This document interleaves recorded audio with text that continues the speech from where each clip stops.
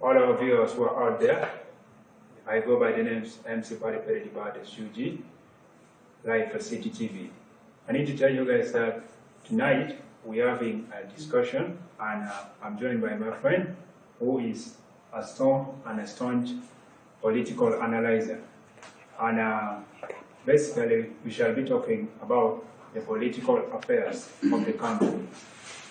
Since October 9, that is 1962, when Uganda got our independence, we have been encountering lots of things in the country. And allow me to take this chance of opportunity to introduce the political analyzer, where he will introduce himself, and then we get started.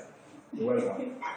Thank you very much, my moderator of City TV, Lira. I am so much marveled and very happy to be hosted on this great channel. I am by the name Pixie Opio.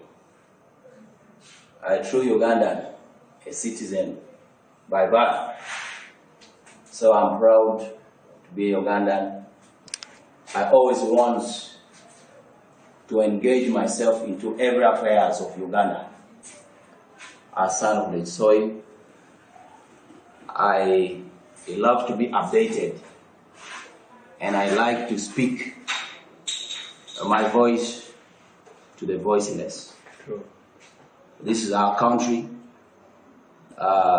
We have been set free from the hands of the British, and now we rule it. Everything we decide, whether wrong or good, it is our decision that can take us to the destination of our wish. I want to say thank you. You said I have to introduce just myself. Yeah. Thank you. Yeah, he has introduced himself as you've heard. We are going to kick started with the discussion. Since 1962, when Uganda got her independence, according to your perspectives of view, how can you explain to our viewers who are out there, or the young generation who are still out there growing?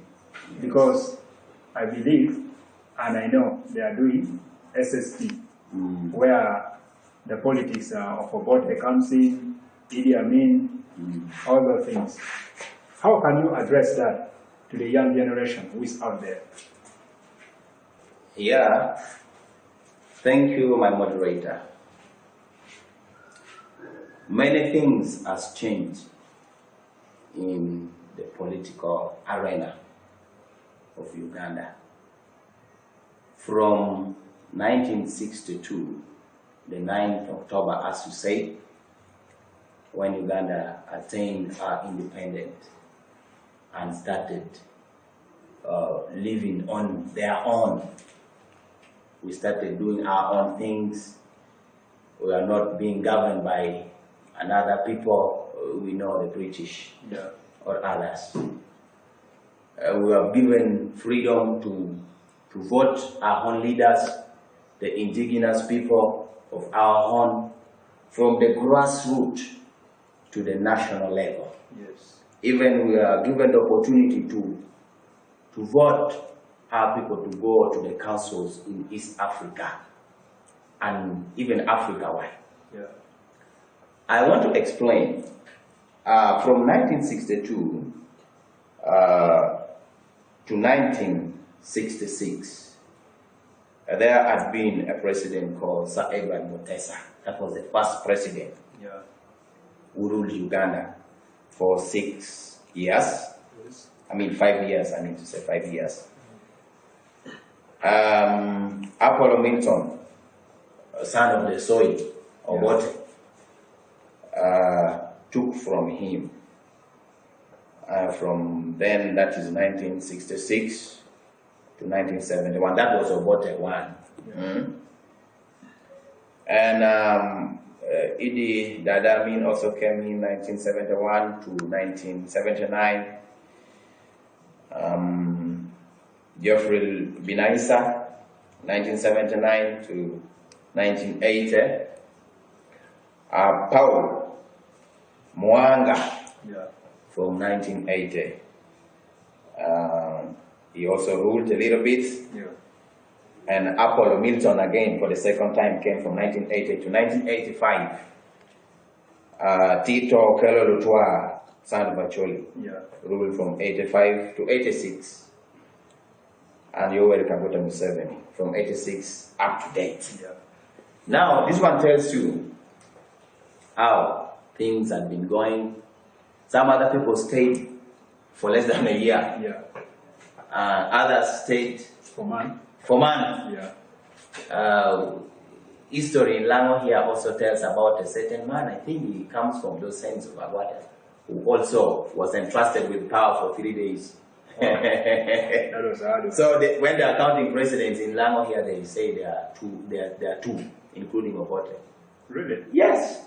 That one you've not heard, but if you've dug, actually you have to dig into politics deeply, you'll get to know about the man. But it is not on record. Yeah, it's not on record. That's why you've not known. Now, politics of Uganda to the young generation, I'm telling you, they don't know the old politics. They only know the politics of today, where our people are involved in exchange of votes with something little, maybe shop, maybe 1,000. They vote for people of not their choice because they have given them something. So they now know if you want to get into power, you buy it with money. If you want to get into power, you bribe. Or maybe you can tell somebody, if you don't vote for me, I am going to put you down by any means. Then people first fear you. Or even by force. Or even by force. Because I remember when I was growing, by then I was staying somewhere in Lira. The news came that basically had won the election. Yes. And if you were to see how borders were running on street and how people were paying, let me not even speak about it. So people now know it is at the back of everybody in Uganda, including the young generation. Mind you, I'm telling you, you know, a child is born without anything in the brain. So they keep on capturing everything they see and matures in their brain, and they become like that. If you are to bring a Karamajong matured man, and you mix up with somebody who's also matured, maybe 30 years, their deeds is what exactly they got when they reached this earth, when they were born. It is more, really, it is of what you saw from the day you were born and you started growing up like that. So the younger generation, I am afraid, you talked of our young children, I am afraid the younger generation of our day, our children, the youth, they know politics in another perspective. The perspective of buying, bribing, the perspective of maybe not being open, because you see how soldiers rule things now. They came, policemen are there. So you must follow the trends of the ruling government. If you try to oppose, you can get yours easily. Tear gas. So now, I'm saying, in comparison with the 1962 up to the 1986, there has been a lot of changes. Changes by votes, others it was just by kabuyu. Kabuyu is just a Kiswahili language, means by force. In Uganda those days, when you sneak and you enter in a UBC TV or UBC radio, then you announce that I am now the president. Then you become the president. Others ruled like that. Because if you see those of Amin, were once chief of staff to Obote. But they threatened the big boss and they become the president. Field Marshal. So I'm saying many things got changed, but I'm proud. Currently today, it is by votes. Whether the vote did not go well or it goes well, but it is by vote. Wow. So I want to speak to our children that many things have changed and it will still change. Yes.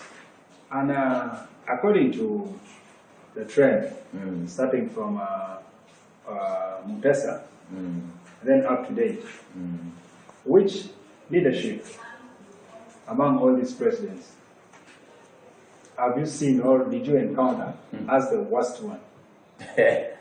Funny question. Because now I'm saying funny because I don't know how old are you, but I am born in the region, during the region of President Museveni. Yes. And I have not experienced any region. What we are saying here, it is based on history. What we have studied. You know, history is always present.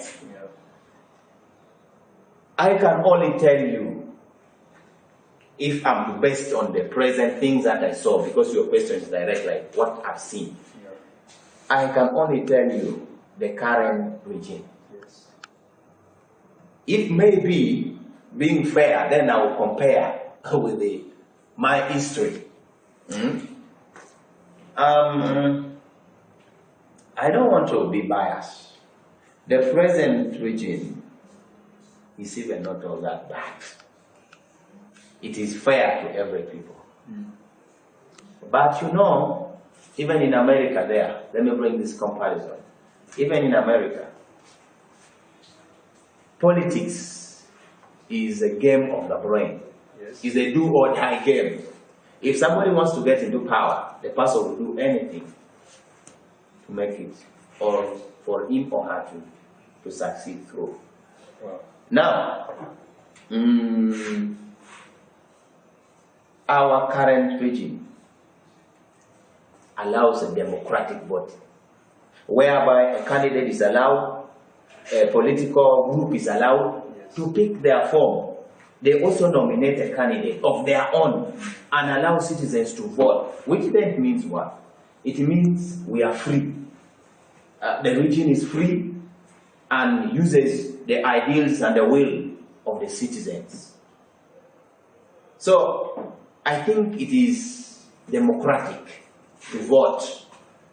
Unlike those days of, I want to cite this example because there are fans of Amin also there. Those days of Amin, the Amin region was full of autocratic man. Not only autocracy, it was also dictatorial, whereby he speaks and the words are final. And they do things without consulting. But this government, sometimes they do consult. Yes. Our representatives are there in the parliament. Like for example, if disasters fall in area here, we have the president again who can represent that, and we are helped. Though, on another hand, there is that inadequacy of everything in all sectors in Uganda. Here, go to medical department, you will find inadequacy. Go to schools, you will find inadequacy. Go to farming, agriculture, technical, whatever. All things are not enough. And that one has always made opposition to have speeches against the government. Yes. And I also give credit to them because oppositions are the supervisors of every country. Where oppositions stays and where they are there to outline, to underline and outline the mistakes made by the government, of which it is very good. You can't work in an office when you're not being supervised. Secondly, what our government has also failed to tackle is corruption. Yes. I believe the current government has everything it takes for us to develop and for the country or the citizens to live at least to their middle life of income. Because we pay tax. Yes. Our budgets are being passed out.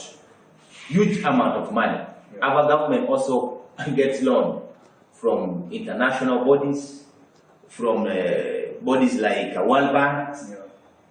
So we believe all the things are gotten to fasten development in the country. And they always tell us like that. Yeah. But now on the actual ground, real sense, you find that these things are being diversified. They can announce a big amount of money, for example, in yoga. Then you find a group of 10 people. Form up a group, for example, you may form up a group, you be the chairperson, I be the secretary, and maybe somebody becomes the treasurer. You fill a form, you're asking for 30 million. Now from the sub-country, you pass under these officers, the CDOs, and other persons. Yes. The amount that will reach into your hands from the 30 million you filled, it will be like you've gotten 30 million, but you may end up getting only 15 million. Then where is the other money gone? Corruption. The weakness of our current government is in corruption. Corruption is everywhere. That's why we are not developing. And more so the youth. It is now becoming useless to go to school. School has become useless. People are paying huge amount of money. You study, you come back, there is no job. The few people who have gotten their chances to get a job, they are too corrupt, they don't think about others. Yeah. People are not patriotic. It's all about connection. It's all about now connection. Your father wants to leave for you the office, yet you're still